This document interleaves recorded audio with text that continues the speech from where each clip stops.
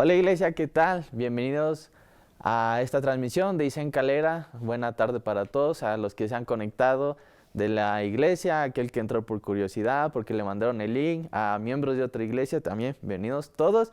Hoy es 17 de enero del año 2021, ya estamos a mitad del mes, esperemos que se encuentren bien y que si se pusieron de año nuevo leer su Biblia, estén al corriente con sus lecturas y que este año logre terminarla, ya sea por primera vez, por tercera, segunda, quinta, septuagésima, las que sean.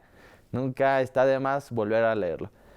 Los avisos, hermanos, de semana a semana, que son los diezmos y ofrendas, que puede venir aquí a la casa de los pastores a dejarlos con la hermana Elizabeth, o si no, ella puede pasar por ellos con solo un mensaje que le mande. De igual manera, a los jóvenes grandes, que este domingo, justo acabando esta transmisión, comenzamos con nuestra clase a la 1:30 y pues estén atentos, no se les pase.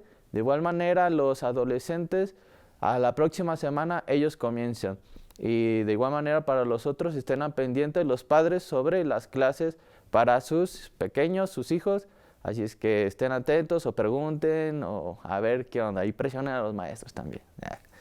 Y bueno, hermanos, antes de comenzar con todo esto, recordarles que pueden compartirlo a aquel que tenga en su WhatsApp, en su Facebook, en su muro, en cualquier red social que usted maneje. Puede compartirlo libremente, no tiene ningún costo y pues así podemos llegar a más personas, alcanzar a nuestro Calera poquito a poquito. Y pues bueno, solo eso. Y ahora sí, hermanos, antes de empezar con todo esto, recuerde apagar sus celulares porque a veces vemos que mandan cosas, publican estados en medio de la predicación, así es que los estamos viendo aunque usted no crea. Tiene hora de registro al momento que ve las historias. Así es que si tiene ahí a su joven, quítele el celular, no importa que empiece a chillar y que es mío, no es cierto, te lo compré, se lo compraron con su dinero. Así es que usted tiene autoridad sobre el celular de su hijo. Y pues, de preferencia, ahorita quíteselo. Y también, hijos, si tú ves a tu papá, dile, hey, también te estoy viendo, ¿eh? Ahí entre los dos se vigilan para que no se distraigan. Esto, pues sí, para que no se distraigan y que puedan estar más enfocados en lo que Dios nos quiere decir en esta tarde. Así es que, sin más que decir, los dejamos con el servicio de este domingo. Dios les bendiga, hermanos.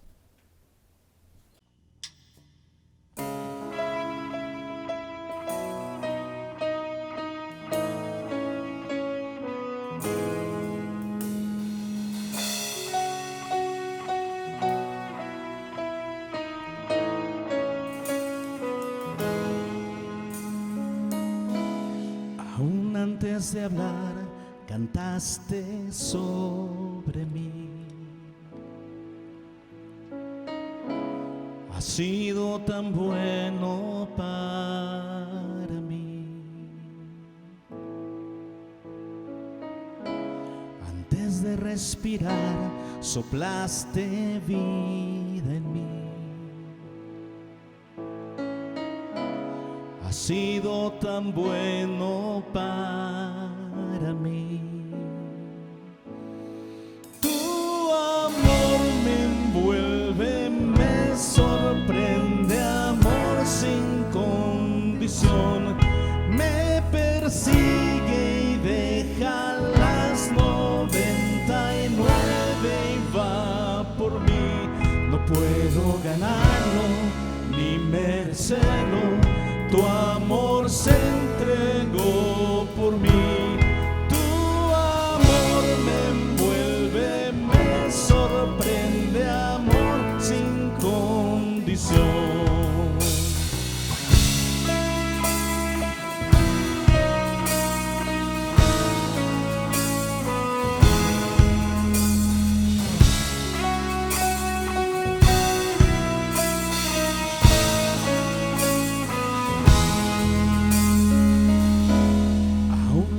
De ti, tu amor luchó por mí.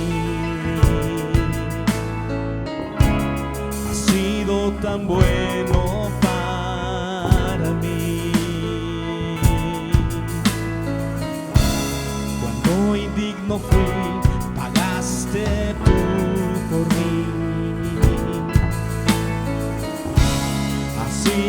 tan bueno para mí. Tu amor me envuelve, me sorprende, amor sin condición. Me persigue y deja las 99 y va por mí. No puedo ganarlo ni merecerlo. Tu amor se entregó por mí. Tu amor me envuelve, me sorprende, amor sin condición.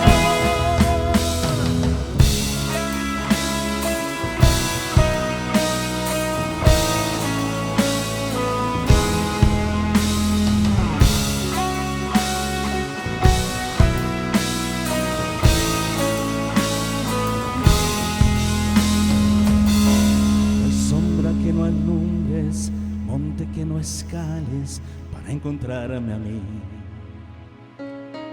No hay pared que no derrumbes, cadena que no rompas para encontrarme a mí.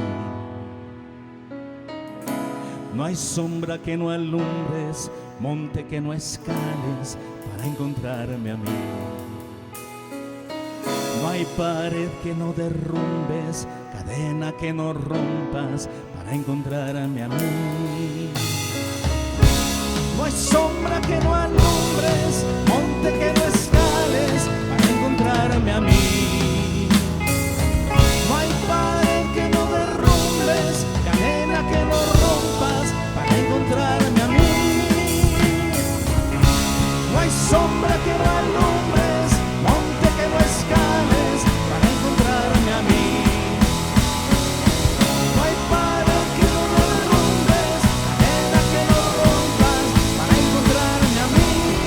Tu amor me envuelve, me sorprende, amor sin condición. Me persigue y deja las 99 y va por mí. No puedo ganarlo ni merecerlo. Tu amor se entregó por mí. Tu amor me envuelve, me sorprende, amor sin condición.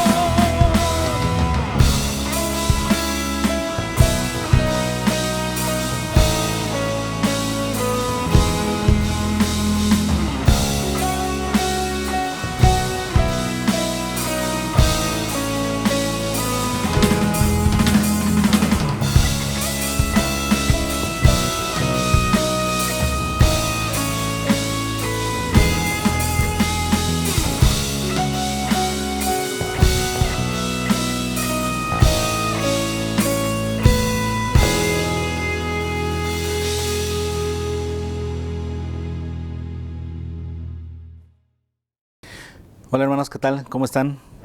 Bienvenidos a una transmisión más en este segundo domingo de enero, ¿verdad? O ya es el tercero. Es el tercer domingo de enero, ándale. Y bueno, estamos listos para compartir el mensaje.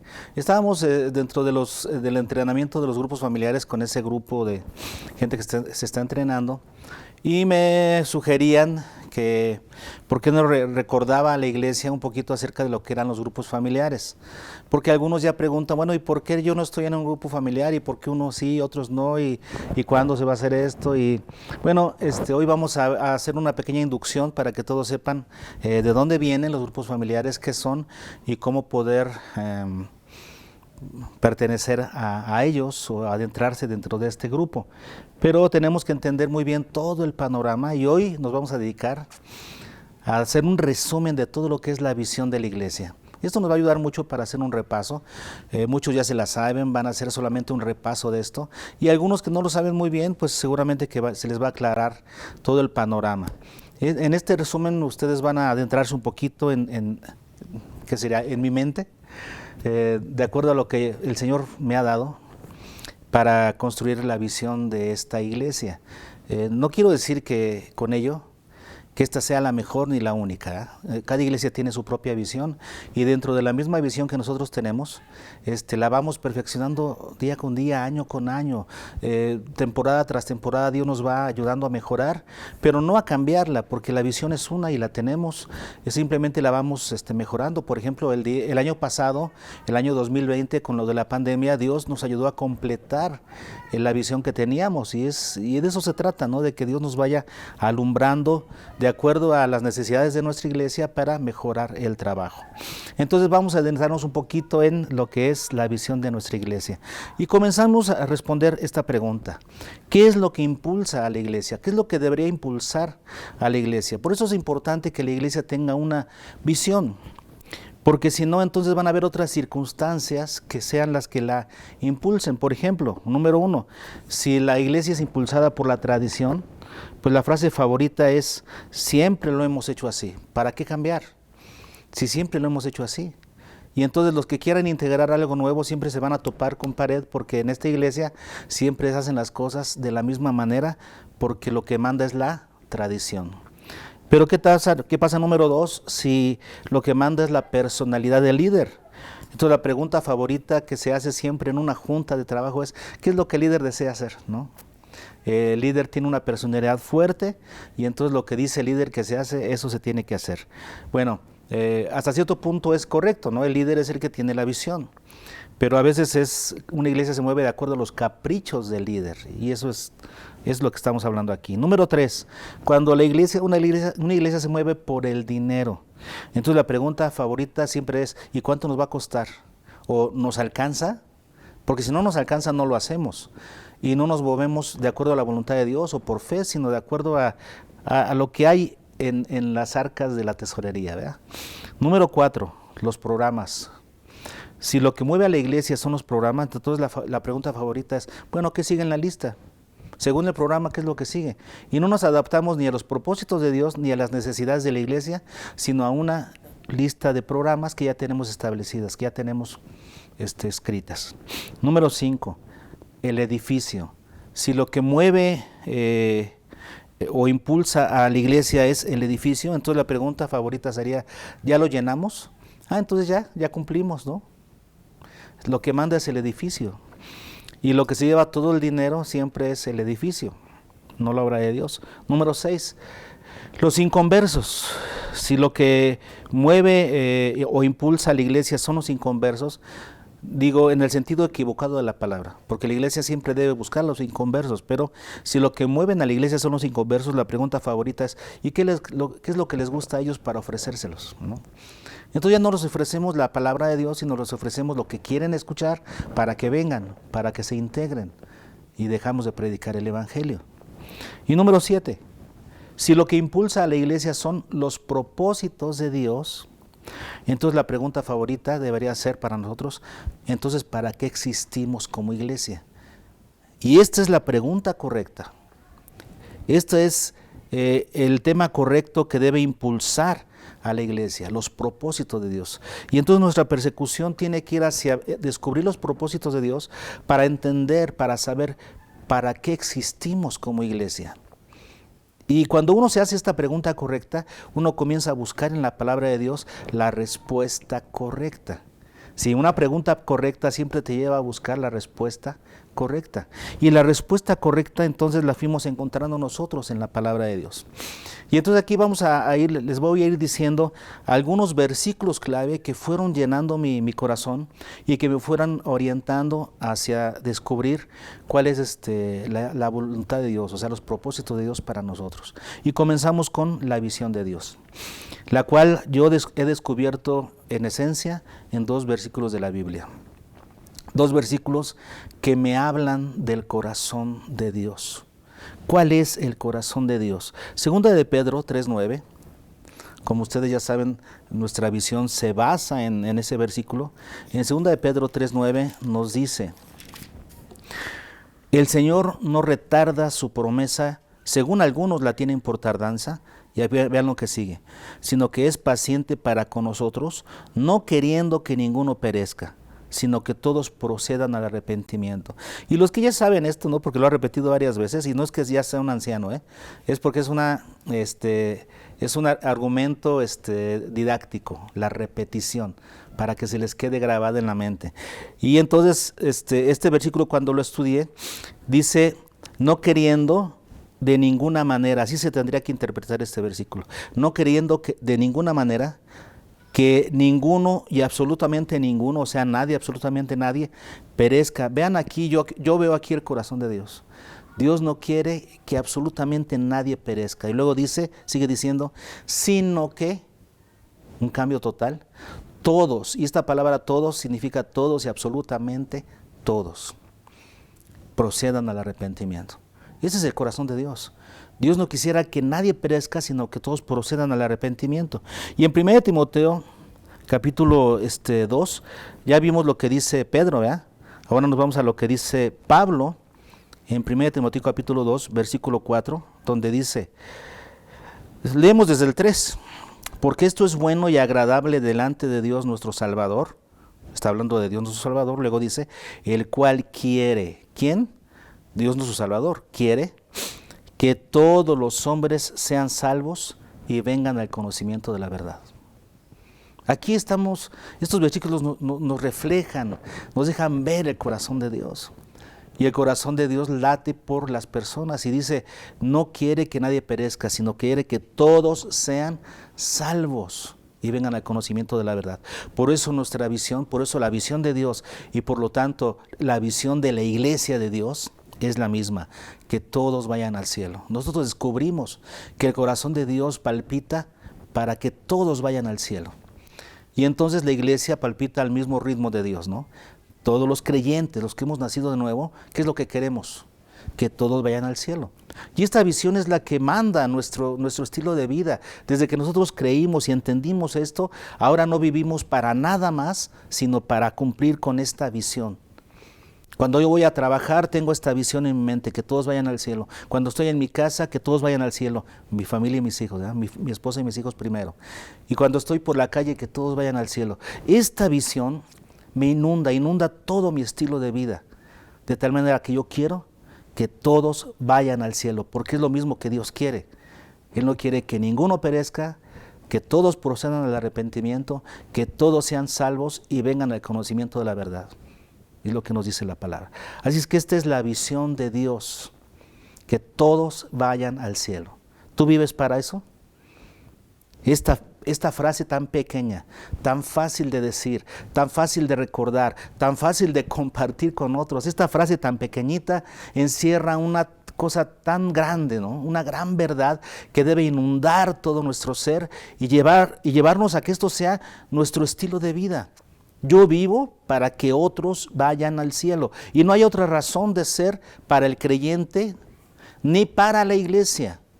Si la iglesia no está cumpliendo con esta visión, es una iglesia que no sirve. Hay un juicio en Apocalipsis 2:5 que les quiero leer, para una iglesia que perdió el rumbo, para una iglesia que ya no afectó positivamente a las personas, para una iglesia que ya no estaba llevando a otros al cielo. En Apocalipsis 2:5 dice, recuerda por tanto, le dice el Señor a la iglesia de Éfeso, una iglesia que, como les dije, tenía cosas buenas, pero que había perdido el rumbo, había dejado su primer amor.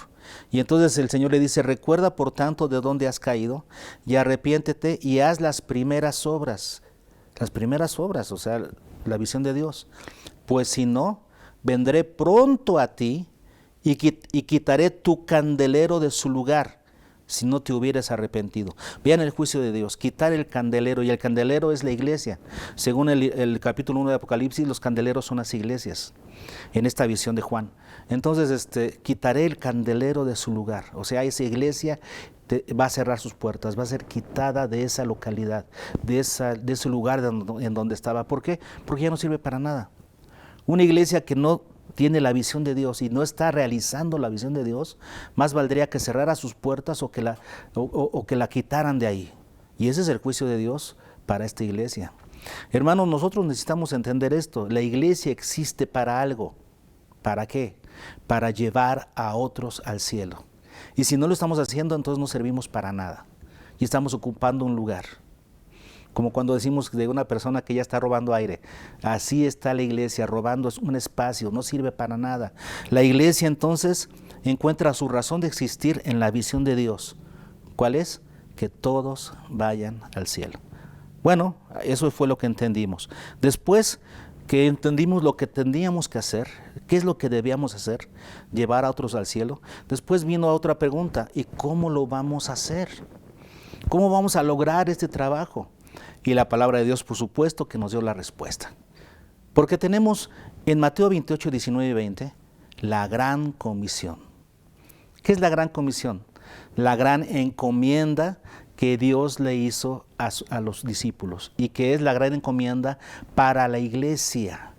¿Qué es lo que Dios nos manda a hacer? En Mateo 28, 19 y 20 dice: por tanto, id y haced discípulos a todas las naciones. ¿Cuál es la gran encomienda de Dios? Hacer discípulos, hacer discípulos. Entonces esta es la misión, la estrategia de Dios es que nosotros obedezcamos al Señor y entonces ¿qué hagamos? Hagamos discípulos. Entonces es lo que hemos entendido que debemos hacer. Sin embargo, también comprendimos algo, que alguien no puede hacer discípulos si primero no es un discípulo, porque solamente un discípulo se puede reproducir en otro discípulo y así sucesivamente. Así es que nuestro eslogan, diríamos la misión de la iglesia, que sale de Mateo 28, 19 y 20, es ser discípulo, ser discípulo para hacer discípulos. Y vean cómo está primero en singular, porque primero es personal. Yo tengo que asumir esa situación de ser un discípulo. Y cuando yo ya soy un discípulo, entonces yo puedo hacer muchos discípulos, todos los que la vida me permita. Discípulos que van a ir al cielo, pero que también van a reproducirse en otros discípulos que vayan al cielo también. Y entendimos que esa es la estrategia de Dios. Cuando uno se pone a pensar cómo es que un puñado de creyentes, de discípulos de Jesús en el primer siglo, ¿verdad? Que comenzaron pues, en el año 33 después de Cristo.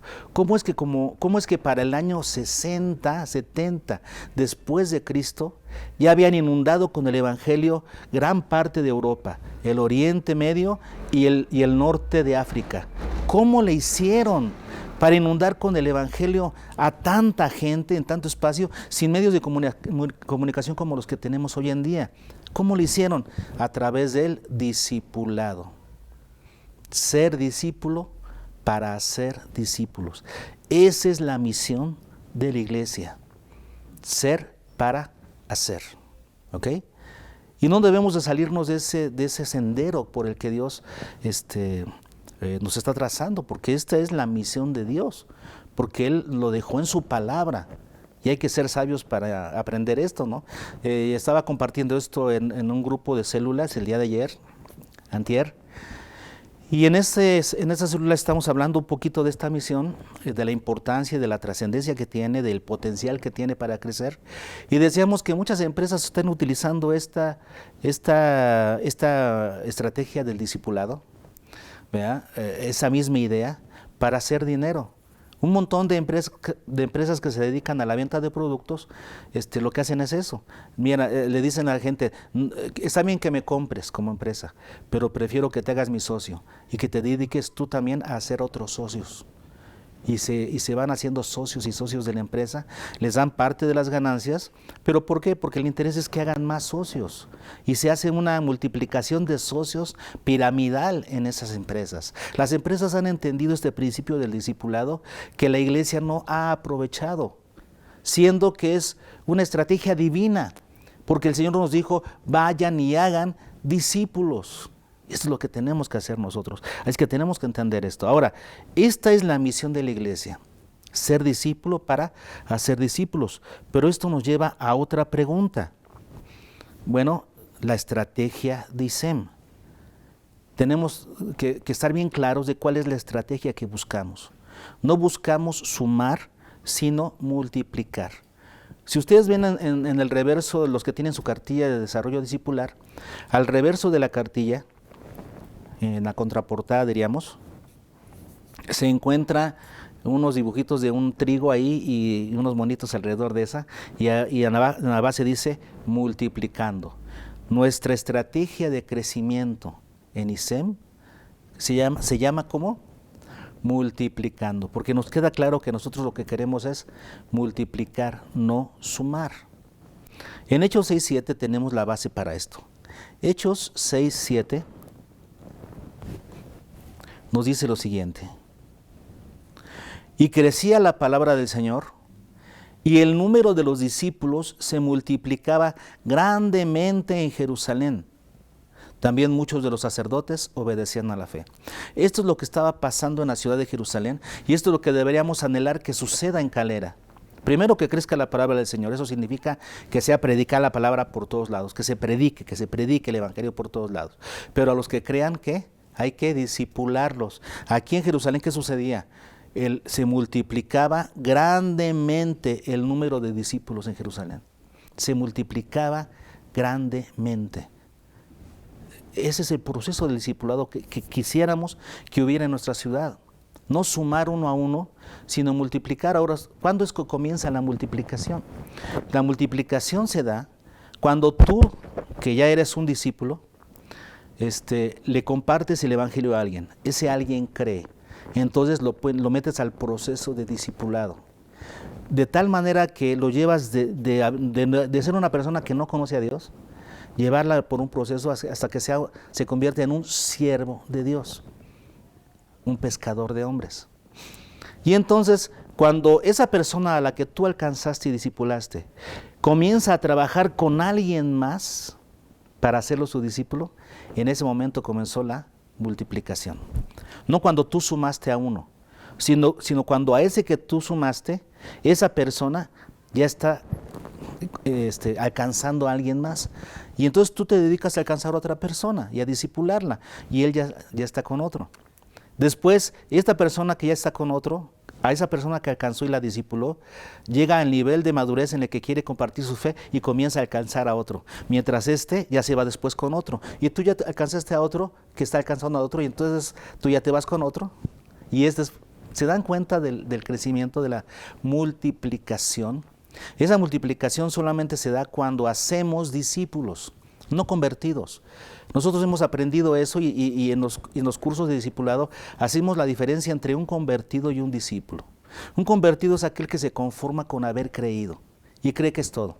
Yo ya soy salvo y voy al cielo y ya. Entonces yo me cuido de no pecar, voy a la iglesia y cumplo, y de esa manera ya puedo ir al cielo. No has entendido que no es suficiente, porque Dios te salvó y te lleva al cielo para que tú lleves a otros al cielo. Si no estás creciendo en ese sentido, si no estás madurando en ese aspecto en la fe, entonces te estás quedando chaparrito, te estás quedando un niño espiritual. Y eso te va a afectar mucho porque vas a terminar en la carne. Un creyente maduro es aquel que crece y llega al nivel de compartir su fe con otros, de estar comprometido con compartir su fe con otros. Entonces, nosotros lo que buscamos es multiplicar. Nos queda bien claro que nosotros no queremos sumar, sino multiplicar. Por eso nuestra estrategia en ISEM se llama multiplicando. Hechos 6:7. Queremos estar en un proceso de multiplicación, y eso lo vamos a lograr solamente a través del discipulado. Muy bien. Entonces nosotros ya entendimos, somos discípulos para ser discípulos. Y cuando nosotros hacemos discípulos, lo que vamos a lograr es multiplicar y no sumar. Ahora, de aquí viene otra pregunta. ¿Verdad? ¿Y cuál es el sistema que vamos a utilizar para discipular a las personas? Necesitamos un sistema, o sea, un orden, una organización que nos diga cómo discipular a las personas. Entonces aquí tenemos nuestro sistema. Nuestro sistema que parte de Colosenses 1:28. En el libro de Colosenses 1:28 tenemos la base bíblica para nuestro sistema de discipulado, que nos habla acerca de cuál es la meta que nosotros buscamos cuando discipulamos a las personas. Dice aquí en Colosenses 1:28: a quien anunciamos. O sea, ¿a quién anunciamos? A Jesús. A quien anunciamos. Amonestando a todo hombre. Fíjense, amonestando a quién? A todo hombre. Y enseñando a quién? A todo hombre en toda sabiduría. O sea, a todo hombre. Nosotros buscamos a todo hombre. No todos van a creer, pero nosotros buscamos a todo hombre. Los enseñamos y los amonestamos en toda sabiduría, suena la palabra. Ahora vean lo que sigue. A fin de. ¿Cuál es nuestro propósito cuando buscamos a los hombres? Cuando les enseñamos, cuando los amonestamos con la palabra. ¿Cuál es nuestro objetivo? A fin de presentar perfecto en Cristo Jesús a todo hombre. El propósito de nuestro trabajo es presentar perfecto en Cristo a todo hombre. No perfecto humanamente, no, perfectos en Cristo. Ese es nuestro propósito al trabajar con las personas. Y dice el apóstol Pablo en el versículo 29, para lo cual también trabajo. ¿Cuál era el trabajo de Pablo? Presentar perfecto en Cristo Jesús a todo hombre. Él trabajaba enseñando, amonestando, yendo a todos lados, compartiendo la palabra, pero su propósito era uno, presentar perfecto en Cristo Jesús a todo hombre. Y ahí era acompañado por el poder del Señor. Dice, por lo cual también trabajo, luchando según la potencia de Él, la cual actúa poderosamente en mí. Nosotros tenemos el Evangelio, el cual es poder de Dios para salvación a todo aquel que cree. No luchamos con nuestras propias fuerzas. Al predicar la palabra estamos utilizando armas poderosas, ¿verdad?, para destruir fortalezas y para implantar el reino de Dios en el corazón de los hombres. Entonces, ¿qué es lo que buscamos? Presentar perfecto en Cristo Jesús a todo hombre. ¿Y cómo lo vamos a lograr? ¿Cuál es el proceso para presentar perfectos en Cristo Jesús a todo hombre? Nuestro sistema, hermanos, a través de nuestra declaración de propósito. Ahí dice, comprometidos plenamente con la visión de Dios que es que todos vayan al cielo, ¿verdad? En ISEM Calera hacemos evangelismo. ¿Cuál es el primer paso del proceso? Hacer evangelismo, o sea, evangelizar a las personas. A toda persona enseñarles la palabra para evangelizarlas, que conozcan el evangelio de salvación, ¿ok? Ese es el primer paso. Luego, a las personas que crean, entonces, no a todas se les sigue el proceso de discipulado. El proceso de discipulado se da con las personas que crean al evangelio. Tú debes evangelizar a todo el mundo, a todos los que se te pongan enfrente, a todos tus círculos de amigos, a todos procura evangelizarlos, ganarlos para Cristo, pero solamente vas a seguir adelante con el desarrollo discipular de esas personas, solamente de aquellos que crean. Por eso nuestra declaración de propósito dice, y a las personas que crean, les inculcamos la devoción a Dios como parte fundamental de sus vidas. Las hacemos devotas a Dios, personas que amen a Dios a través de las disciplinas devocionales. Número 3, las incorporamos a la membresía de la iglesia. Los hacemos parte de la iglesia de Jesucristo porque ahí van a crecer, porque ahí en el seno de la iglesia es donde se van a desarrollar, es donde van a aprender, es donde van a aprender, donde van a desarrollar un carácter y van a aprender un ministerio. Es dentro del seno de la iglesia. Así que los incorporamos a la membresía de la iglesia, que sean responsables en la membresía. Número 4, las desarrollamos para la madurez a la imagen de Cristo. Nuestro curso de madurez, el curso 4, se llama curso de entrenamiento. ¿Y saben lo que viene en el curso de entrenamiento? El desarrollo del carácter. Esa es la manera de entrenar a los siervos de Dios. No es dándoles cómo se predica y cómo se hace esto y cómo enseñándoles las tareas. No, la mejor forma de entrenar a un siervo de Dios es trabajando con su carácter. Muchos siervos de Dios fracasan por no haber trabajado con su carácter. Y lo primero que tenemos que hacer es reflejar el carácter de Cristo a través de nuestro estilo de vida. Si es que queremos servir a Dios, hay que trabajar. Y vean cómo es parte del desarrollo discipular. Y número 5, las equipamos para que se desenvuelvan en el ministerio para el que han sido diseñados por Dios para la gloria de su nombre. Entonces en el curso 5 ayudamos a la gente a que encuentre su diseño para que a su vez, al encontrar su diseño, encuentren el lugar y la actividad en la que debieran estar sirviendo al Señor, ¿verdad?, completando la tarea de hacer discípulos a través de su propio estilo. Es lo que buscamos. Cada quien tiene un estilo para realizar la obra del Señor y tiene que hacerlo así. Por ejemplo, ahora que vinieron nuestros hermanos de Brasil, ¿no? que estuvieron la otra semana compartiendo con nosotros, ellos tienen un ministerio muy particular, muy particular. Su forma de ser, su manera de realizar el trabajo, ¿verdad?, es muy especial, muy de ellos. Ellos han creado su propio estilo de hacer las cosas. Pero ¿qué es lo que hacen? Evangelismo y discipulado. Es lo mismo que hacen, lo mismo que todo el mundo. Predican el evangelio y discipulan a los creyentes. Pero lo hacen con su propio estilo, de acuerdo a las fortalezas que tienen en su diseño. Han aprendido a descubrir sus fortalezas y las usan para la gloria de Dios. Eso es lo que hay que hacer, encontrar tu diseño y usarlo para el servicio a Dios. Entonces, tenemos un sistema. El sistema nos habla acerca de 5 propósitos, ¿verdad?, 5 palabras claves, que ese es el camino que debemos de recorrer para presentar perfecto en Cristo Jesús a todo hombre. La forma, la clave para presentar perfecto en Cristo Jesús a todo hombre es a través de un camino muy bien establecido. Número 1, hacemos evangelismo. Número 2, inculcamos devoción. Número 3, incorporamos a la membresía. Número 4, desarrollamos madurez. Y número 5, equipamos para el ministerio.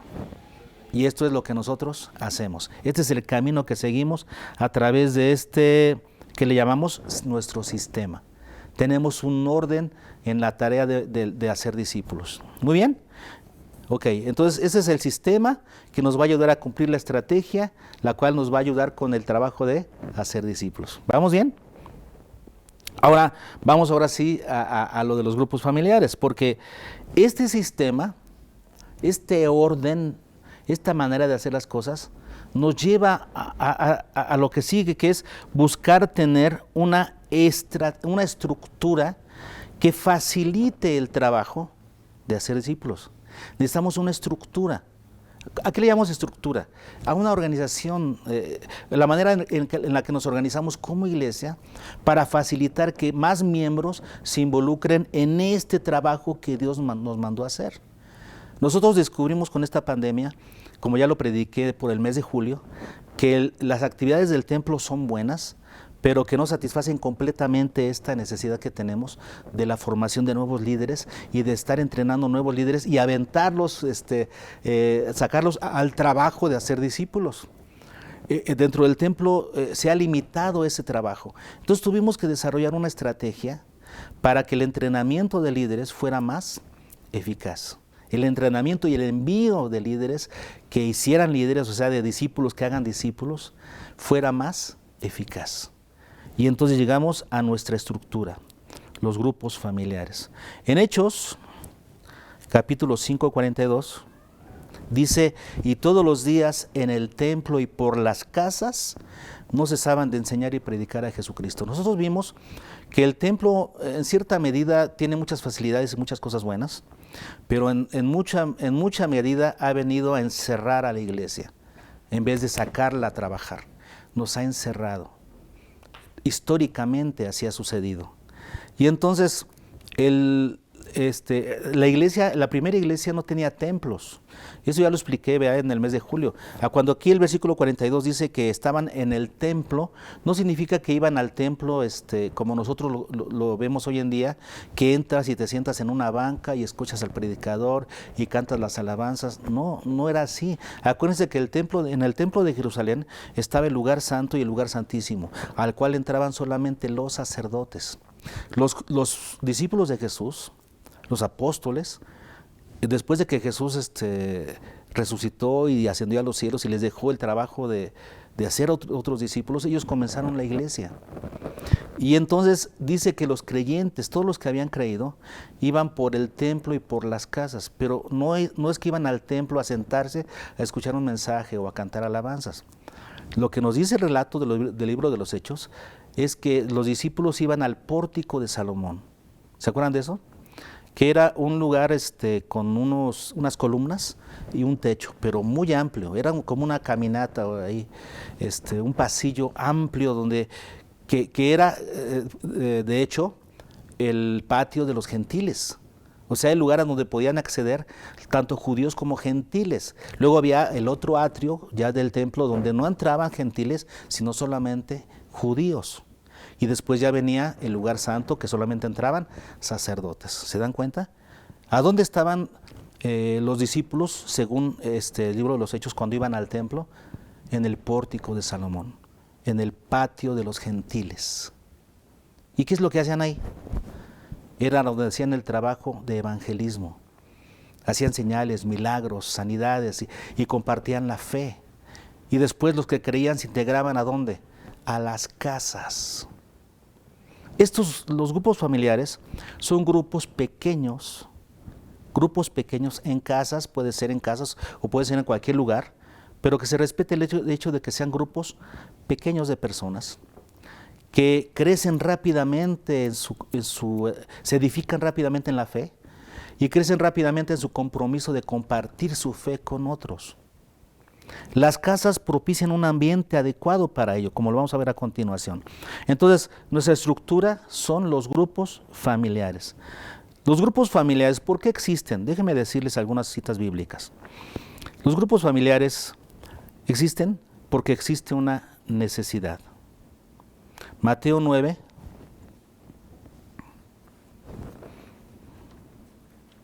Jesús lo dijo. Cuando Jesús estaba con sus discípulos, les habló acerca de la necesidad que existía dentro del reino de Dios en aquel momento y lo sigue existiendo hoy en día. Mateo 9, 37 y 38 dice, entonces dijo a sus discípulos, Jesús dijo a sus discípulos, ¿verdad? A la verdad, la mies es mucha, mas los obreros pocos. Y luego el Señor les dijo a sus discípulos, les ilustró, que hicieran un ruego. Rogad pues al Señor de la mies que envíe obreros a su mies. ¿Cuál es la necesidad en la obra de Dios? Faltan obreros. Entonces, ¿por qué los grupos familiares, hermanos? Porque existe una necesidad, más obreros para la mies. ¿Qué más? Mateo 4:19. Cuando Jesús estaba llamando a sus discípulos, cuando llamó a algunos de ellos, vean lo que les dijo en el mismo inicio de su llamado. Al momento de llamarlos ya les estaba dando una visión.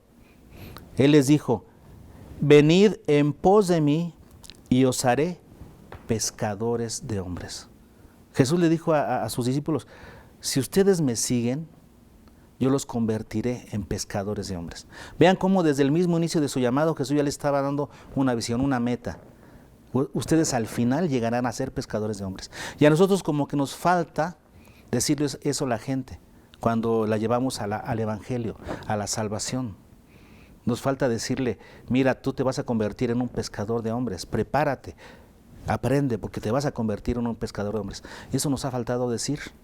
Casi siempre decimos, mira, ven al Evangelio para que seas salvo y para que Dios conteste tus peticiones y para que vives una vida más alegre y puro para acá. Entonces, nos falta decirle esto que Jesús le dijo a sus discípulos en un inicio. El apóstol Pablo, cuando fue su conversión en Damasco, camino a Damasco, se le apareció el Señor en el camino. Después se puso ciego, ¿se acuerdan? Lo metieron a una casa y llegó después a ministrarlo un discípulo. Y dice, le dijo el discípulo, porque Dios quiere que sepas cuántos sufrimientos tendrás por causa de Él. Fíjense cómo ya desde el mismo inicio de su salvación, ese mismo día de su salvación, Pablo ya sabía que él iba a padecer por causa de Jesús. Dios ya lo estaba preparando desde el mismo inicio. Y nosotros los creyentes, desde el mismo momento que creemos, deberíamos saber esto, que Dios nos quiere convertir en pescadores de hombres. Pescadores de hombres. Tenemos un llamado divino, por eso los grupos familiares, porque tenemos un llamado divino al que debemos acceder todos los creyentes. Y número 3, porque existe un camino. En 2 Timoteo 2:2, 2 Timoteo 2:2 tenemos una instrucción que Pablo le da a Timoteo. Timoteo, acuérdense que estaba en la iglesia de Éfeso y su encomienda era formar líderes dentro del seno de la iglesia, que a su vez formaran otros líderes dentro del seno de la iglesia. Esto nos habla del trabajo de ser discípulo para ser discípulos. Vean lo que le dice: lo que has oído de mí ante muchos testigos, lo que has oído de mí. O sea, Pablo a Timoteo, primera generación. Pablo a Timoteo, ya diríamos es la segunda generación, ¿verdad? Pablo primera generación, Timoteo segunda generación. Lo que has oído de mí ante muchos testigos, esto encarga a hombres fieles, tercera generación, hombres fieles. Luego, que sean idóneos para enseñar también a otros, cuarta generación. Dentro de la iglesia se tiene que dar este proceso de que unos discípulos hagan discípulos y luego estos discípulos hagan discípulos y luego estos hagan discípulos. O sea, involucrando a más y más personas al discipulado, al trabajo de ganar a otros y hacer los discípulos de Cristo. Existe un camino y el camino es el del discipulado. Por esta razón, hermanos, existen los grupos familiares. Los grupos familiares, por su propia estructura, nos van a facilitar la comunión. Van a facilitar que haya un ambiente de comunión más cercano. Lo que en el templo no se puede dar al 100%, porque si bien nos llevamos de una manera muy padre, nos llevamos bien entre todos y nos buscamos y todo, sin embargo en un grupo pequeño se hacen vínculos más fuertes. Se facilita la comunión. Una comunión que favorece la edificación. Favorece que la edificación de los creyentes sea más rápida. ¿Sí? Porque se atienden unos a otros. Se da ese efecto de la edificación mutua entre los miembros del grupo familiar. Lo que no se puede dar en el templo, se da en los grupos pequeños. Una pronta edificación en la fe. Y esa edificación en la fe nos impulsa al compromiso. Nos impulsa a tener un compromiso más rápido en la obra del Señor. Y eso hace ¿verdad? Que se logre la multiplicación de discípulos, o sea, de que más personas estén involucradas en el evangelismo y el discipulado. Entonces, esta estructura de los grupos familiares facilitan la formación y el envío de nuevos líderes, de nuevos siervos, haciendo la obra del Señor. Esto es muy importante, porque acuérdense que nosotros hemos entendido que siervos del Señor somos todos. Y que la labor de hacer discípulos es de toda la iglesia y no solamente del pastor. Entonces aquí tenemos, hermanos, el resumen de lo que es nuestra visión. Como ustedes pueden ver, tenemos una visión la cual nos recuerda cuál es la razón por la que existimos. ¿Cuál es la razón por la que existimos como iglesia? Para llevar a otros al cielo. Tenemos una misión, la cual nos indica cuál es la fórmula divina para lograrlo. Ser discípulo para ser discípulos. Tenemos una estrategia, la cual nos inclina por la elección de multiplicar y no solo sumar, a través de nuestro sistema, multiplicando. Tenemos un sistema, el cual nos ordena, nos da un orden en cuanto al camino que hemos de seguir para presentar perfecto en Cristo Jesús a todo hombre, que es evangelismo, devoción, membresía, madurez y ministerio. Y tenemos una estructura que facilita el trabajo para llegar a esas metas, que son los grupos familiares. Los grupos familiares son el complemento perfecto para nuestra iglesia, para las actividades del templo. Porque las actividades del templo fortalecen, edifican, impulsan, pero ¿dónde se hace el trabajo de ganar a otros? En los grupos familiares. Y todos los creyentes deberíamos estar involucrados en los grupos familiares, todos los creyentes de nuestra iglesia. Todos poco a poco tendríamos que estarnos involucrando. Y algunos dirán, bueno, ¿y cómo le hacemos? Bueno, a lo mejor ustedes no se acuerdan, o a lo mejor sí, pero yo hice una convocatoria por el mes de agosto, algo así, y dije, a aquellos hermanos que quieran ser líderes de grupos familiares, voy a dar un entrenamiento. Respondieron 15 personas en esa ocasión, y esas 15 personas las dividí en 2 grupos, y esos 2 grupos, ¿verdad? Esas 15 personas se estuvieron entrenando, y actualmente ya varios comenzaron su grupo familiar, y otros están por iniciarlo.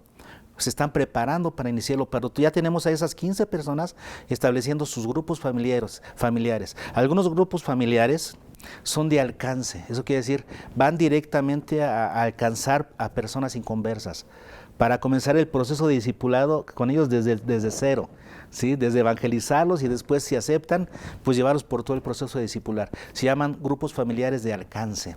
Pero también algunos son grupos familiares de discipulado, en donde los líderes de estos grupos familiares identifican personas de nuestra iglesia que les hace falta completar su discipulado, solamente les falta eso, completar su discipulado para involucrarse como líderes de grupos familiares. Y luego tenemos otro tercer grupo, que son los grupos familiares de ministración, que son aquellos que van a trabajar con otras personas de la iglesia, ¿verdad? Que ya completaron su discipulado, pero que no se les ven ganas de trabajar. Y la idea es hacer esos grupos familiares para que dentro de ese ambiente, ¿verdad?, se promueva el compromiso y lleguen a hacerse cada uno de ellos pescadores de hombres. El propósito final de todos los grupos familiares, tanto de los de alcance, los de discipulado y los de ministración, la meta final es que todos ellos, todos los miembros de estos grupos, se conviertan en pescadores de hombres. Entonces, como ustedes pueden ver, los grupos familiares no son como una iglesita en cada casa, sino son grupos de alcance. Finalmente son grupos de alcance. Es algo a lo que todo creyente debería aspirar, llegar a reproducir su fe. Y esta estructura de los grupos familiares simplemente nos facilita ese proceso. Son grupos pequeños que nos van a ayudar. Y nosotros estamos ahorita pues en ese trabajo, ¿verdad? Estamos ya trabajando y estamos en ese proceso, pero hay que entender esto, ¿verdad? Los grupos familiares, como dijimos, son grupos que, sumados al esfuerzo de la iglesia, facilitan el trabajo de la formación y el envío de líderes, ¿verdad?, de discípulos que hagan discípulos. No es a través de esa estructura que son los grupos familiares. Esta estructura de los grupos familiares tienen un sistema, que es los 5 libritos del discipulado. Ese sistema, ¿verdad?, nos va a ayudar a cumplir con la estrategia, que es multiplicando, o sea, multiplicar, para que sí podamos cumplir con la misión de Dios, que es ser discípulo para ser discípulos, porque eso a su vez nos va a llevar a cumplir con la visión de Dios, que es llevar a otros al cielo. Esta es nuestra visión como iglesia. Ojalá que todos quieran involucrarse. ¿Cuál es la manera de involucrarse actualmente? Bueno, número 1 puede ser añadirse a algún grupo. Algunos ya han sido convocados por los líderes de grupos familiares de acuerdo a su propio grupo familiar. Ya estuvo convocando a algunos. Entonces el primer paso para ser parte de los grupos familiares es aceptar esa convocatoria y hacerse parte de los grupos. Y entonces ahí crecer y estar listos para después conformar su propio grupo familiar. Y otra forma sería esperar a que haya la siguiente convocatoria. Tal vez próximamente hagamos una nueva convocatoria para otras personas que quieran entrenarse como líderes de grupos familiares, ¿verdad? Pero ahorita tenemos esas opciones. Por lo pronto, ¿qué es lo que pueden hacer ustedes? Orar, prepararse, estar expectantes, ¿verdad?, para esto que Dios quiere hacer con nosotros como iglesia, y entonces disponerse a trabajar para cuando el Señor les pueda llamar en ese sentido de los grupos familiares. Esto nos va a llegar a todos, porque nosotros queremos que todos los miembros de nuestra iglesia, todos, sean parte de los grupos familiares. Sí, esta es parte de una estrategia que ya se está consolidando dentro de nuestra iglesia. Esta es una estrategia que ya se está consolidando y no queremos que sea simplemente un tiempo, sino que esto llegue a ser la columna vertebral del trabajo de nuestra iglesia local. Así esperamos que sea, ¿ok? Entonces esta es pues toda la visión. Espero que les haya ayudado. Si existen dudas, pues ahí está grabado, se va a quedar grabado, lo pueden ver con más detenimiento, hacer sus anotaciones, sus apuntes, y si todavía existe alguna duda, pues háblenme, pregúntenme, ¿no? Echen una llamadita y con todo gusto les voy a decir. Y si alguno tiene inquietud de involucrarse, ya, hábleme también. Oiga, hermano, yo quisiera ya, ¿cómo le podemos hacer? Que me lluevan las inquietudes, ¿verdad?, de las personas a mí, y vamos a ver qué podemos hacer para involucrar cada vez a más personas, si justamente eso es lo que queremos, ¿no? Así es que sí, que hayan inquietudes, vengan y entonces vamos a ver qué podemos hacer para que cada vez más hermanos de nuestra iglesia estén involucrados en ese trabajo de los grupos familiares. ¿Ok? Bueno, hemos entendido que esto es lo que Dios tiene para nosotros como iglesia local. No estamos compitiendo con ninguna otra iglesia, cada iglesia tiene su propia estrategia, su propia visión, pero esta es la nuestra. Y esta es una invitación para todos los que son parte de ISEM Calera. ISEM Calera, involúcrense, estén al pendiente, échenle ganas. Dios tiene cosas grandes para nosotros, pero hay que esforzarse y ser valientes. ¿Ok? Bueno, un saludo para todos y que Dios les bendiga.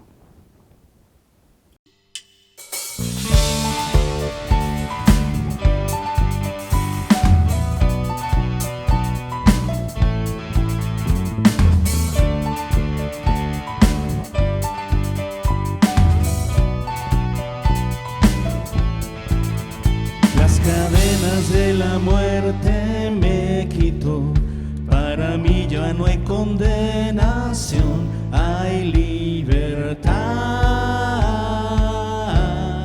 libertad. Siendo esclavo del pecado me libró y en la cruz compró mi redención y libertad.